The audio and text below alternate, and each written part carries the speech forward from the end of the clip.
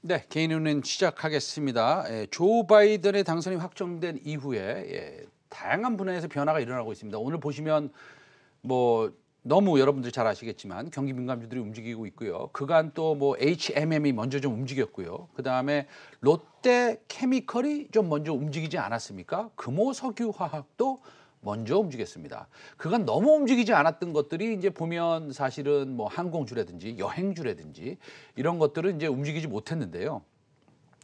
오늘 이런 변화가 어떻게 될 것인지 좀 알아보도록 하겠습니다. 홍춘욱 EAR 리서치 대표와 자세히 짚어보겠습니다. 홍춘욱 대표님 안녕하세요. 네, 안녕하세요. 네, 제가 너무 좋아하는 우리 오늘 말씀 또 재밌게 해주시는 대표님 모시고 말씀을 좀 나눠보도록 하겠습니다. 바이든 시대의 미중 관계는 새롭습니까? 바뀌는 건 분명히 있지만 네. 기조는 저는 마찬가지가 되지 않겠냐라는 거 생각하고 있습니다. 일단 바이든 대통령의 후보의 그 공약들을 살펴보면 우리가 굉장히 관심을 많이 기울이는 건 뭐 네. 증세라든가 네네. 더 나가서 친환경, 녹색 성장 관련돼 있는 신재생 에너지 관련돼 있는 여러 가지 투자를 확대하는 등 네. 여러 가지 면에 대해서 관심들이 많습니다만 무역 정책에 대해서도 관심을 좀 가질 필요가 있다. 이렇게 말씀을 드릴 수가 있겠고요. 무엇보다 바이든 후보의 무역 관련돼 있는 정책들에 대해서 이야기를 하자면 환경이라든가 노동, 인권 등과 무역 정책을 연계하겠다. 그리고 두 번째가 환율 조작국에 대해서 강경 대응하겠다. 그리고 이제 마지막으로 또 놓고 본다면 동맹국과 협력해 중국에 대해서 어떻게 본다면 좀 강한 위치에서 협상하겠다. 같은 그런 내용들을 갖다가 발언을 했고 또 실제로 공약사항으로 발표하기도 했습니다. 네.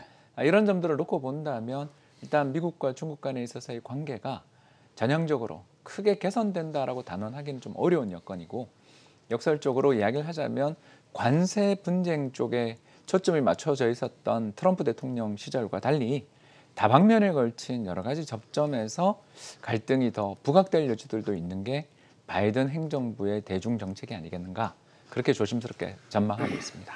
알겠습니다. 그러니까 뭐 큰 변화는 없을 것이다 라고 하지만 그 우리 대표님 우리가 누구랑 대화를 할 때 그 아다르고 어다른 거 아니겠습니까? 그렇죠. 맞습니다. 그런데 이제 그 아를 소리 지르면서 아 하고 소리를 지르는 거 하고 좀 부드럽게 아 하고 하는 거는 좀 틀릴 것 같습니다. 완전히 다르겠죠. 네.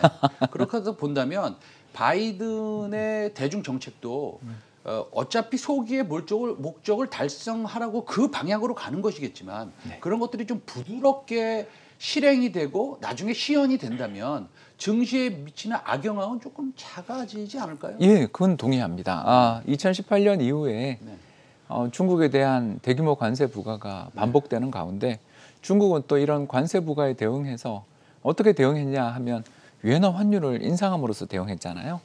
결국 그래서 환율 조작국 지정까지 이루어지는 어떻게 본다면 뭐 악순환의 악순환을 가져오고 서로가 감정이 상해가는 이런 갈등의 과정들이 지속적으로 진행됐던 것들을 생각해보면 그림에 나와 있는 것처럼 저 파란 선이 뭐냐면 중국의 메이드 인 차이나 제품의 미국 시장에서의 물가거든요. 그림에서 보시는 바와 같이 2018년 이후에 오히려 물가가 더 떨어졌어요. 관세를 그렇게 10에서 40% 가까운 관세들을 그렇게 부과를 했는데도 불구하고 제품 가격이 오히려 인하됐다. 그러니까 중국 제품들이 미국 시장에서 점유율이 올라갔죠.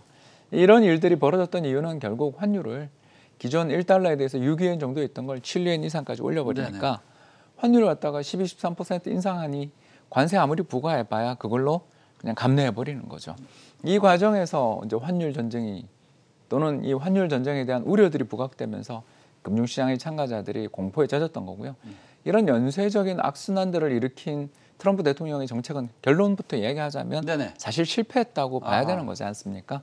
뭐 환율 전쟁만 촉발시키고 금융시장 변동성만 높였지 소기의 목적은 달성 못했다. 그러면 중국이 지금 위안화가 상당히 강세라고 표현을 해야 되는 건지 아니면 달러가 약세라고 표현해야 되는 건지 그거는 모르겠습니다만 지금 어쨌든 위안화가 강세이면 사실은 중국 쪽에서 조금 자세를 낮춰서 들어오는 겁니까? 아주 공감합니다. 아, 그렇습니다. 예, 저는 선거 앞두고 미국 정계에 대해서 어떻게 본다면 최근에 저 빨간 선의 하락은 화해의 제스처를 보냈다라고 좀 해석하는 쪽에 서 있습니다. 네. 즉, 예, 그림에 잘 나와 있는 것처럼 네네. 저 밑에 제일 밑에 있는 회색 선이 뭐냐면 중국 국영 기업들이 부담하는 체감 금리고요. 네네. 저 위에 있는 빨간 선이 민간 기업들이 부담하는 금리 수준인데, 상당히 높네요. 네. 예, 그러니까 이제 네. 국가 내에 네. 보조금 지급을 받고 있는 사실상의 국영 기업 또는 정부와 네트워크를 가지고 있는 기업들은 네. 말도 못하게 낮은 금리를 혜택을 누리는 일종의 보조금 지급받으면서 네. 다른 나라와 불평등 경쟁을 하고 있다고 볼 수 있는 거죠.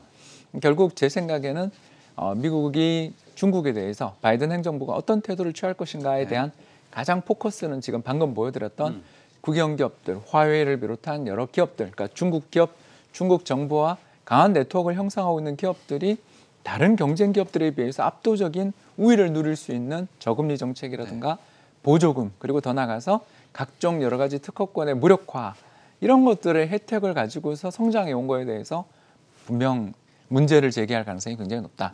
따라서 화웨이 사태에 비해 더 심각한 또는 더 공격적인 어떤 각 기업들에 대한 산업 정책들이 펼쳐질 가능성이 있고, 여기에 아마 제 생각에는 여러 인권 문제라든가 정치적인 문제들까지 연루될 여지들도 충분히 있지 않냐. 결국 시스템, 제도에 대해서 문제를 제기할 가능성이 있는 그런 국면이 아닌가 생각하고 있습니다.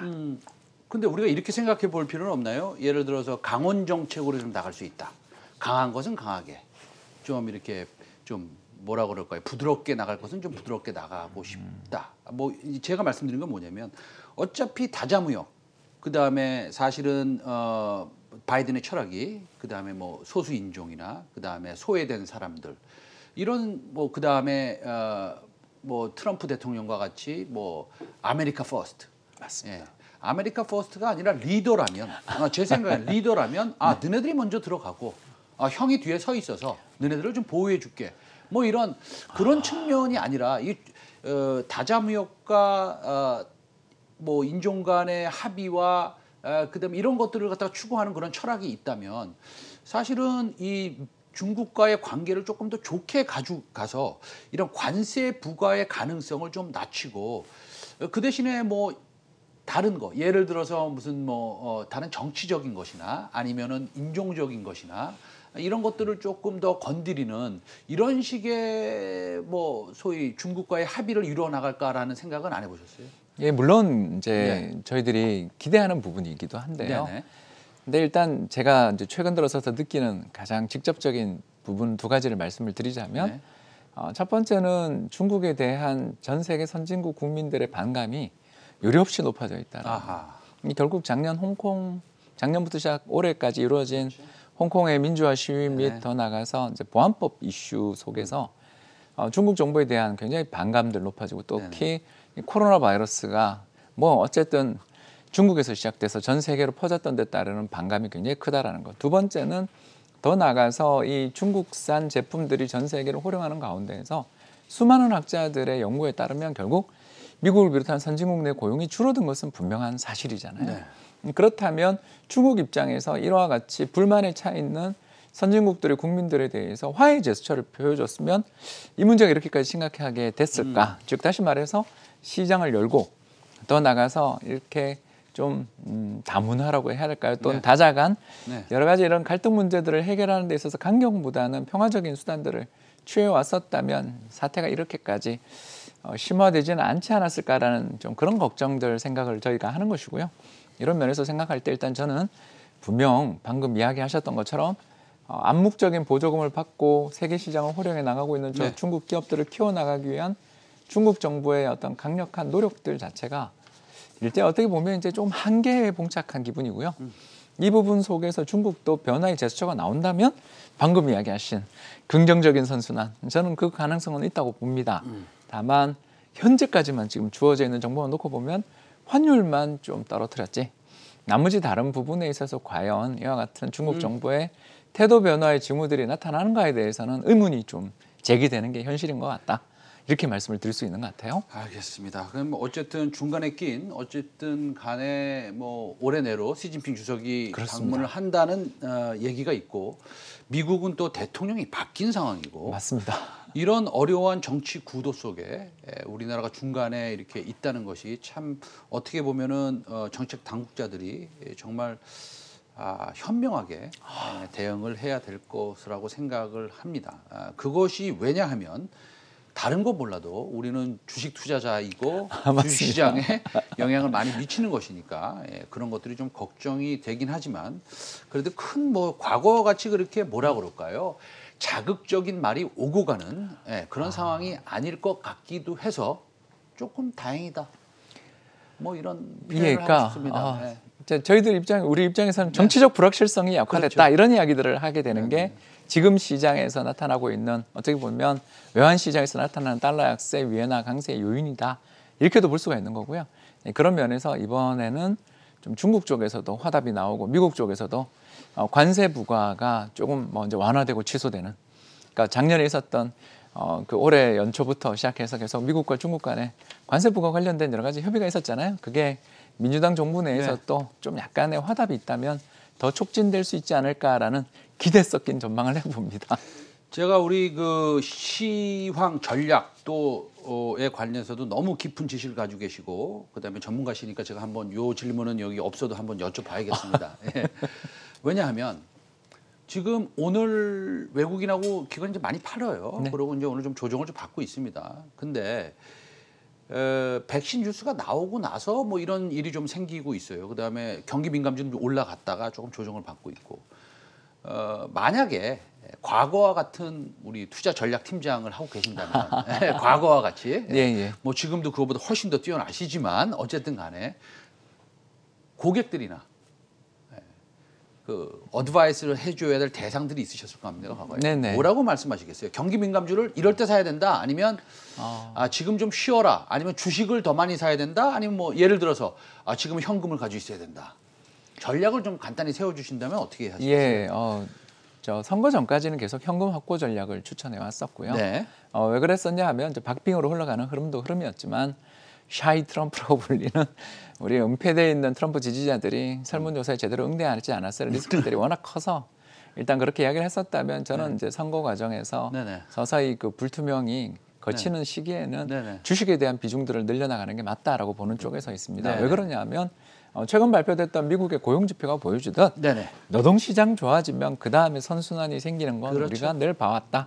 이 두 번째는 미 연준이 뭐 대통령 바뀌었다고 달라질 것 같지 않다. 그러니까 이제 평균 물가 목표제를 도입할 정도로 적극적으로 돈 푸는데 제 생각에는 달러 약세의 가능성 상당히 높아져 있다. 그러면 세 번째, 이 돈들이 글로벌하게 이제 로테이션이 벌어질 텐데 지금까지는 미국의 나스닥을 비롯한 정보통신 기업에 몰렸던 돈들이 뭐 그 주도주가 바뀐다는 저는 생각은 안 합니다만 약간의 로테이션 가능성은 있기 때문에 짧은 호흡 속에서 저는 뭐 긴 호흡은 솔직히 생각 안 하고요. 짧은 호흡 속에서 경기 민감주에 대해서도 관심을 가질 타이밍이다. 이렇게 보고 있고 가장 주요하게 신중하게 계속 쳐다보고 있는 가장 지금 시장에서 가장 중요한 지표는 컨테이너선 운임 지표다 이렇게 보고 있습니다. 컨테이너선 운임 지표. 지난 여름부터 상해 컨테이너선 그렇습니다. 운임 지표. 그리고 최근 들어 미국 LA 베로비치항의 어떤 물동량도 굉장히 늘어나고 있다는 것은 일단 현재 상황에서 뭐 언택 관련주도 좋지만 경기 민감주도 이제는 좀 양손 다 들고 가야 되는 너무 한쪽만 베팅하는 거는 조금 리스크 있는 시장일 수도 있다고 제가 오늘 봅니다. 오프닝 때 말씀드린 경기 민감주 50%, 성장주 50% 들은 건 아닙니다. 어차피 HMM, 대한해운, 그다음에 페노션은 사실은 벌크가 거의 있으니까 한 10%인가 뭐 컨테이너니까 어쨌든 너무 많이 올라가서 좀 애매합니다. 부동산 시장이 지금 갑자기 다른 거 여쭤봐서 죄송한데 부동산 시장이 지금 뭐 전세 대란 일어나고 막 그러는데 이 뭐라 그럴까요? 혹 이 집을 많이 살려고 그러는 사람이 더 많이 생기고 있습니다. 지금 자금이 그쪽으로 좀 몰리는 건가요? 어떻게 되는 건가요? 전 그걸 걱정 조금 하고 있습니다. 그래서 아까 이야기한 것처럼 모든 시장, 뭐 예를 들어서 정보통신기업과 경기 민감주가 다 같이 골고루 올라가는 시장이 출현하면 얼마나 좋겠습니까만 안타깝게도 이제 유동성 측면에서 국내 유동성 측면에서는 저는 저 그림에 나와 있는 빨간 선이 바로 전세 가격 지수인데 전세 가격이 사실 집값보다 더 많이 오르거든요. 야. 예, 이게 이 현실입니다. 그래서 지금처럼 저렇게 전세가 급격히 상승하는 네. 시기에는 유동성이 어쩔 수 없이 저기 빨려갑니다. 그런데 사실은 저것을 보고 있으면 제가 뭐 정부를 옹호하는 건 아닙니다. 그런데 우리가 그냥 경제학적으로 보면 예, 저금리의 영향이 아주 큰 거 아닙니까? 맞습니다. 네. 여기에 이제 그 정부가 네. 분명 선의를 가지고 도입했던 네네. 임대차 관련돼 있는 세 가지 법 네. 통과 이후에 갑자기 이제 또 전세 시장이 좀 경직적으로 바뀐. 네. 그러니까 뭐랄까요? 그러니까 매매나 이런 거 시장도 마찬가지입니다만 갑자기 제도가 바뀔 때는 아무래도 시장 참여자들이 현상 유지를 굉장히 원하게 되면서 신규 수요에 대응할 유동성이 부족해지는 일이 벌어지는 거죠. 그러다 보니 최근 전세 가격의 급등이 나타나고 이건 갭을 좁히고 부동산 시장으로 다시 자금을 유동시킬 수 있는 그런 여건이라서 일단 저는 지난 3, 4월부터 시작됐던 우리 동학개미 운동의 유동성에 비하면 이제부터는 이 부동산 시장이 이렇게 움직여버리면 시장이 전부 다 행복한 시장보다는 주도주들의 순환 과정에서 좀 쏠림들은 나올 수도 있는 시장이 아닌가. 그래서 뭐 시장의 주도주가 바뀌었다 이렇게까지는 아직 보기 어렵지만 시장에서의 참가자들이 이제 일방 베팅보다는 좀 밸런스 있는 태도들을 가지시는 게 이제 좀 유망하지 않을까 하는 생각을 하게 되는 이유가 되겠습니다. 네. 오늘 홍춘옥 EAR 리서치 대표님도 경기 민감주에 대한 그 관심을 우리가 가져야겠다. 지금 전혀 늦지 않았다. 이런 의미로 말씀을 주신 것 같습니다. 오늘 말씀 감사합니다. 감사합니다. 네. 예.